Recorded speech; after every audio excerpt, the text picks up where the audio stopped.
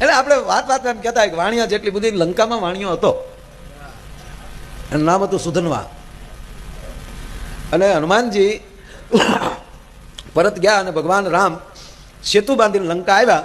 લંકા આવી ગયા, એ લંકાપતિને સમાચાર મળ્યા એટલે રાવણે મીટિંગ કરી અને સીધો ઠરાવ મૂક્યો કે જે તપસી વાનરની ફોજ લઈને આવ્યા છે, કાલે આપણે લંકાના તમામ રાક્ષસોએ મળીને વાનર આપણો ખોરાક છે, એટલે કાલે આપણે બધા વાનરોને ખાઈ જવાના છે. એટલે સુધનવાએ કીધું કે આલ્યો મારું રાજીનામું, હું ગમે ત્યાં વયો જાવ, આ બધો પ્રોગ્રામ થાય પહેલા મને વાણની વ્યવસ્થા કરી ગયો બાપા. કે કેમ? એ ક્યાં તમારો પ્રોગ્રામ ખોટો પડશે. તાકે તમને શું વાંધો? તમે કીધું ને વાંદરા ખોરાક છે અમારા બધા લંકાવાળાનો. કે હા. તાકે થોડાક દી પહેલા આવ્યો તો આખું ગામ બાળીને ગયો, તે ભૂખ્યા નહોતા. અને પછી તો એ એમ કહી ગયો કે નાનામાં નાનો હતો. તો બીજા વિશે તમારા બાપ હશે કહેવાય કે આપણે આમાં કાંઈ હોબાળો થાય પેલા નીકળી જવાય. આમ નામ વાણિયા.